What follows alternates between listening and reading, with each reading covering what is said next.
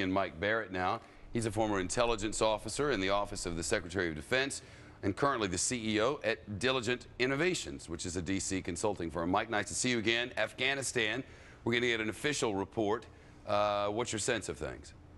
Well, I think, unfortunately, the reality is that these official reports are always a lot rosier than the facts on the ground. So when you talk to the folks over there, at the individual level, many of them, they're still doing the best they can. The troops are over there feeling like they're training people individually.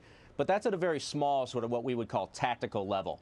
Even if you teach 1 or 2 or 20 or 100 people to do well, the problem is, strategically, we're talking to the wrong people.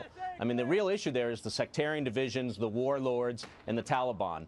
And nothing that we do training up a few members of the security forces is going to equip them with what they need in terms of the logistics and the financial backing and the ability to move weapons quickly and to respond and react and shape the environment.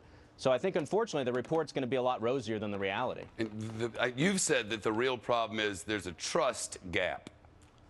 Well, there's a huge trust gap, both between us and them, and obviously, that is a result of some number of Afghans, as we just heard, apparently more than we've been told, turning their weapons on our guys. And so that's a huge problem. So we don't trust them. But they also know we're leaving. And so the divisions that you see within the Afghan society itself are starting to come to the fore. So you really are just seeing a replay of decades of internal Afghanistan struggles, which are just playing themselves out here.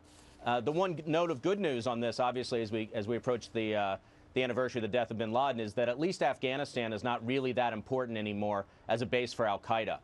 There's certainly a continuing terrorism threat, but it's not geolocated in Afghanistan per se. So we've got lots of other places that the war on terrorism continues, but in the Afghanistan part of it, to a degree, once we pull out and the place falls back into chaos, it is what it is.